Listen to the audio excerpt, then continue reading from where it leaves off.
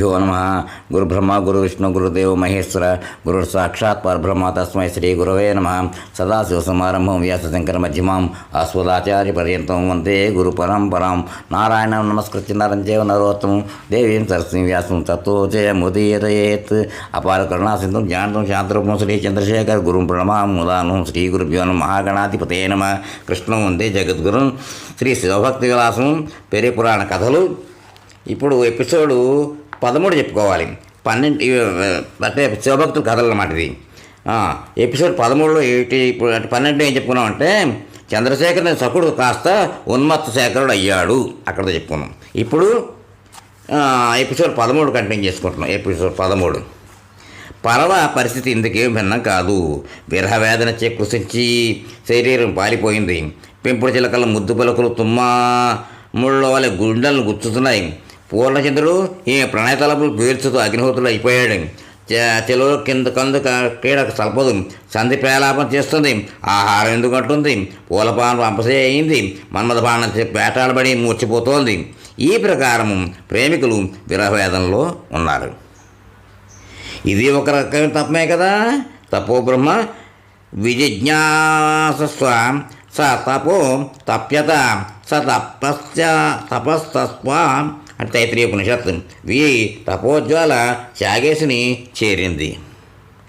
భక్తుని స్థితినిచ్చుగాంచి ఉండబట్టలేక భగవంతుడు సత్వరమే సుందరిని సన్నిధి చేరాడు. అతని వెర్రివాలకాన్ని చూసి, సఖా నేనుండగా నీకు ధైర్యమా? మునపటి వలె నన్ను స్తుతింపవు. నా వద్దకు వచ్చుడే అపూర్వం అయిపోయింది కదా. నాతో ప్రణయం కూడా వచింపనే చేసిన బాధ ఏమిటి నీకు? నాకు చెప్పు, శోకించకు. మనం ఒకరికొకరు ఖాయం కాబట్టి అని అనునయంగా అన్నాడు. సుందరుడు ఎట్లో దుఃఖమును నిగ్రహించుకుని, దేవా నీవు కాక నాకు శాంతికర్త లేడు. కానీ ఎరగని మదన జ్వరం నాకు సందిల్లి చంపక చంపుతున్నది. భేషైన విషకతురుడు విశ్వకురుడు నువ్వు అంటే మంచి వైద్యుడవే నువ్వు. విను మరి, పంచబాణుడు ఇప్పుడు పరవాను కొత్త అస్త్రమును నాపై ప్రయోగించాడు. దాని పాఠం చేత నీ మాటనే మాన్పించినది అనగా పరిస్థితి తీవ్రతను గ్రహింపు. ఆమెతో సాంగత్యమే నాకు ఇప్పుడు సత్సంగము. అది చేకూర్చము. నా ఈ ఆది వ్యాధికి ఆమె నిత్య సన్నిధియే సంజీవిని. శంకర, దూతవై వెళ్ళి ఆమెను నా దాన్ని చేయము, లేకుంటే నా ప్రాణములు ఉండవు అని శివుని పాదంపై పడిపోయాడు. అంతా శివుడు అతనికి ప్రతిజ్ఞ చేసి దూతవేషం ధరించాడు. ఆ నిశరాత్రి సమస్త శరీరులు నిద్రావస్థలే ఉండగా, యా నిశా సర్వభూతాన్ని తస్యాత్ జాగ్రత్త సంయమి అన్నట్లు తొలిసారిగా కమలాలయ వీధులపై బ్రహ్మదేవతలకు అందని తన పాదపద్మాలను మోపాడు. అట్లా అతడు పాదచారి అయి పరవానివాసం వెళ్తుంటే సిద్ధ కేచరాది సంఘములు ఆకాశం నుండి ఆశ్చర్యంతో చూడసాగారు. ఆయన పరస్పరస్య వీధులన్నీ పవిత్రమైపోయాయి. ఆ పవిత్ర ధూళిని శిరములకు అద్దుకుని గంతులు వేసేసారు వాళ్ళు. ఆకాశమున సుందరరూప జయమంటూ దేవసైన్యం కాహళికాధ్వనులు చేశారు. తమ నాయకుని ఈ అల్పవ్యవహార నిర్వర్తనను పరిచారకులు తమ నాయక గిరిజకు చూపారు. కమలాలయ నాయిక తన మణి సౌదాగరం నుండి పతి త్యాగేశ్వరి పాటలు తిలకించి సుష్టుగా నవ్వుకున్నది. అతగాడికి ఏదైనా తగును అనుకున్నది. ఎందుకయ్యా సాంబశివ, ఎవరికి చెప్పారయ్యా ఈ అల్లరి చేతలు, ఈ బూడిద పూతలు?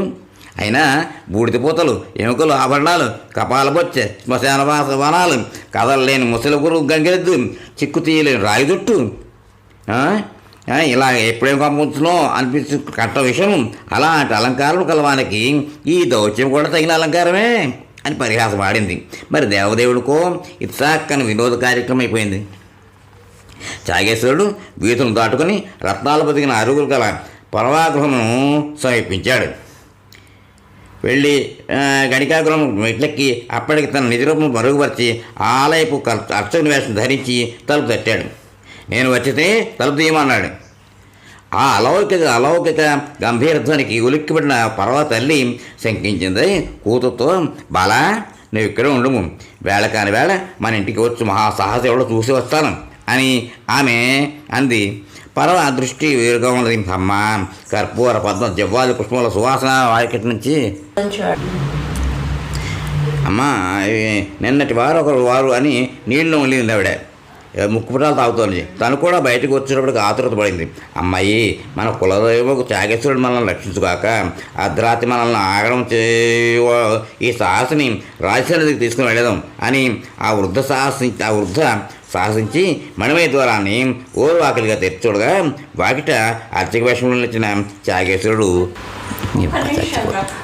చచ్చిపోతున్నాను బాబు.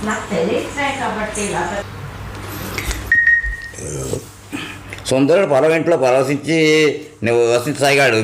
ఆమెది మణిమయ ఇక్కడ కదా, ఇక్కడ ఏంటంటే అమ్మాయి వస్తున్నాడు మనం చెప్పని చూస్తే మణిమయ ద్వారా ఓలవాకిలో తెచ్చుడుగా వాకిట అర్చక వేషంలో నిలిచిన త్యాగేశ్వరుడు కానవచ్చాడు.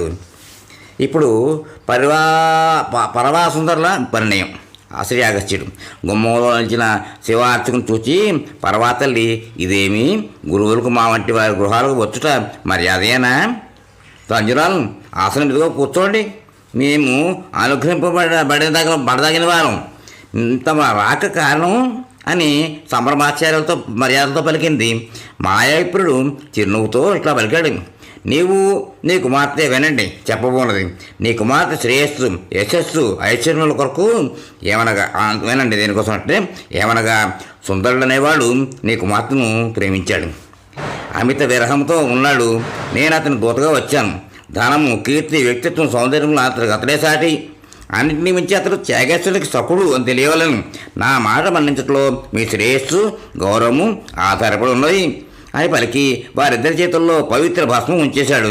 సంభ్రమాచార్య ఉప్పుగా తల్లి కుమార్తెలు అంగీకరింపన్నారు.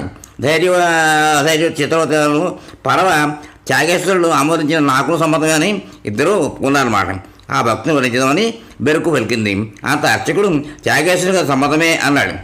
మరలా త్వరపడకము, త్యాగేశ్వరే స్వయంగా రాగలడు అంటూ బయటికి దారితీశాడు. స్త్రీలిద్దరూ అతన్ని సాగనంప లేచారు. అర్చక రూపం విడిచి త్యాగేశ్వరుడు వృషభంపై కూర్చుండి వారిని సాక్షాత్కరించాడు. నోట మాట్లాక వారు స్వామి పాదంపై పాలిపోయారు. ముక్తి నియమాన్ని అర్థించారు. ఆ సుసంస్కారులు దేహాంతమున అనుగ్రహించదని ఈశ్వరుడు అభయం ఇచ్చి తిరోహితుడు అయ్యాడు. పిదప అఖండ వైభవపేతులకు, జగజ్యోతి ఊరి పెద్దలకు, బ్రాహ్మణ పండితులందరకు ఏకాలంలో స్వప్న దర్శనమిచ్చి, నేను పరవాకాంతను సుందర్శనం ఇచ్చి తిని కనీ వినేరుగిన రీతిలో వారి వివాహము తరతరముల వరకు చర్చించుకున్నట్లుగా జరపండి అని ఆజ్ఞాపించాడు.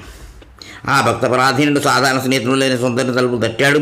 లేచి వచ్చిన అతనికి అన్నీ చెప్పి అంతా మహాప్రాణదీపం శివశివ ఆయన పాడాలి దాంట్లో మీద కాలు పడ్డాడు ఆయన సుందరుడు.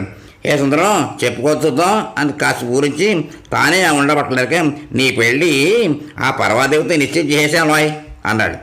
సౌందర్య నాయకి సొత్తే నా పగడపు కాంతి విధవలపైన ఈ పలుకులు ఆనందం చేశాయి. ముజ్జగాల్ని వెలిగించాడు. ఆ 3 కన్నులోను దాగని గర్వరేఖ సుందరుని బొత్తిగా బంధించేసింది. సుందరుడు ఏదేదో స్తోత్రం చేసేశాడు. అతగాడి పరిస్థితి అనూహ్యం, అనిర్వచనీయం. శివుడు వెళ్ళబోతూ ఏదో గుర్తుకొచ్చినట్లు వెనుతిరిగి, ఆ పడతి రతిలో మతిపోగొట్టుకోకు, అతి చేయకుంటే గతి తప్పో, ఇది శృతివాక్యం అని మృదువుగా హెచ్చరించి వెళ్ళాడు. పాపం పరవాసుందరులకు ఆ రాత్రి ఎంతకు నిద్ర రాలేదు.